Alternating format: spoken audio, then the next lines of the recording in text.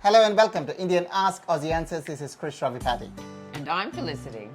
And today we'll be talking about the egalitarian society. We got a feedback saying that the previous episodes were looking just like we were reading off the scripts. So today we're going to do a little bit differently. We're going to have a casual conversation, just a chat. It's not scripted. See what comes out of our mouth. Yep, that's right. Fantastic. Felicity, tell us about this egalitarian society in Australia. What is this all about? Well, it's about being equal, basically. So regardless of your level you're at, regardless of whether you're a woman or a man, we're all equal. So when you say equal, right, are you talking not just woman or man? Is about the jobs you do as well, right? It could be a janitor or it could be a CEO of the company. Yes, it's levels, basically. So regardless of whether you're at the bottom level or the top level, we're all equal. We all deserve respect. Yes, we do say that we deserve respect, but can you give us more examples of probably your personal examples as well as where is the difference? Like how do you treat different people or different classes? You treat everyone with respect. Yeah. A cleaner is not below you. Yeah. So you do say hello to the cleaner, how you going, as well as the levels above. They're not completely above you. Yes, they might be above you in pay rates or the level in business, but they're not above you as a person.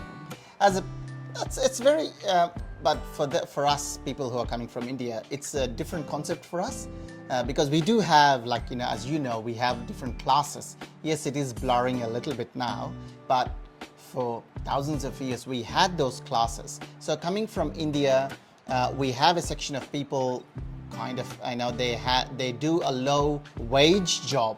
So when you're dealing with people, for example, I'll take an example of cleaners. Society is changing, I must say. However, there is a treatment is not so equally done to the people who are doing a cleaning job or to a person who are working in a bank, right? Because the person who working in a bank is considered as a higher educated than person who's doing like a sanitation job. Now, comparing that to Australia, working in a corporate environment, is the same differentiation observed in Australia as well? Not to that extent at all. It's about respect. Everyone is a person, regardless of their job. So right. It's about mutual respect. We just respect each other as humans, regardless of what job you do. And you go give a shake hand when the occasion demands, or Christmas, you give them a hug, say Merry Christmas and all that. Is that allowed? Yes, it is allowed. The hug, maybe not so much. That depends on the relationships within the company. Right. But always a shake hand, a warm greeting is always accepted, regardless of what level you're at. You're right, yeah. Coming back to that egalitarian society approach in the meetings, now obviously there's always people above you and people under you when you're working in an organization. Especially when when you have people above you, how easy for you to approach them and how can you be vocal about your opinions during the meetings? Is that allowed? Yes, definitely. Australian companies, Australian businesses are open to discussions. Everyone's equal. You put forth your ideas. Doesn't mean they'll be accepted. Yeah. But you put forth your ideas in a respectful way. Yeah. Discussions, disagreements are encouraged because that's how you move forward. Like positive feedback. Yeah. But basically respect. Don't disrespect someone else because their opinions are different from yours. So as long as you show respect, then you'll be good.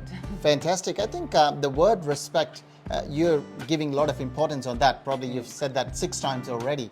So, so what you're saying is disagreement. Let me talk about the disagreement. So when you're disagreeing with someone, you still have a conversation, voice your opinion.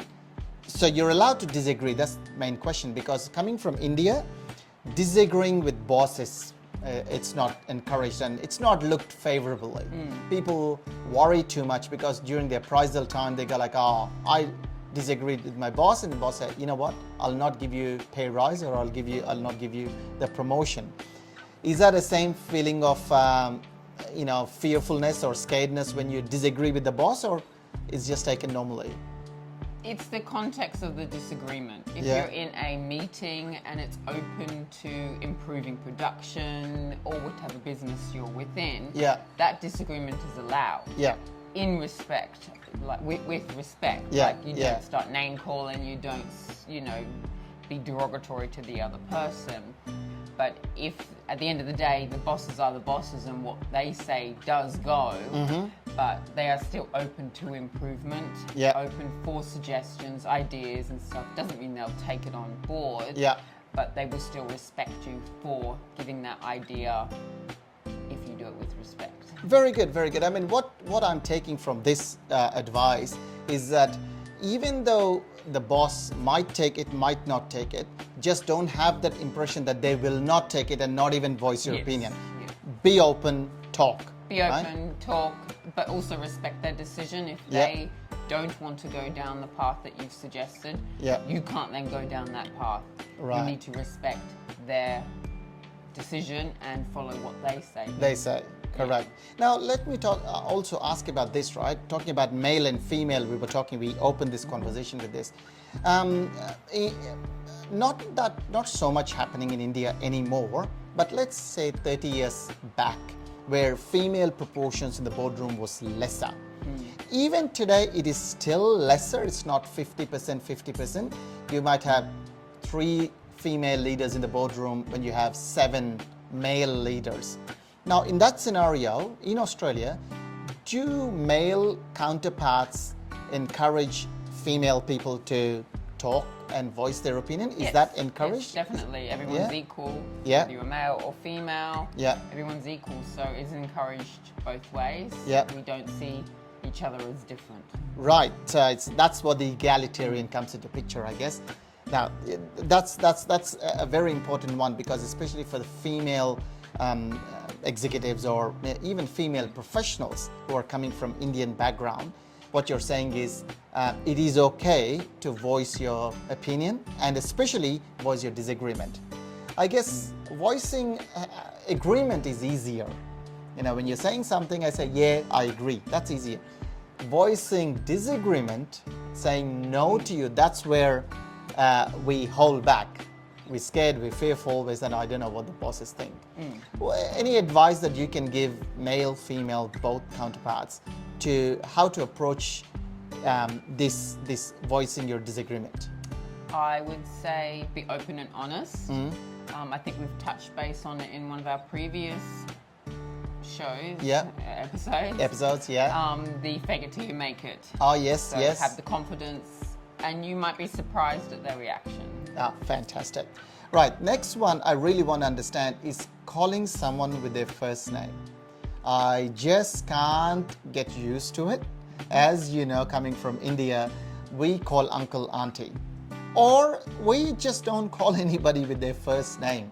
Like I cannot call a person of my dad's age with their first name, calling David, how are you?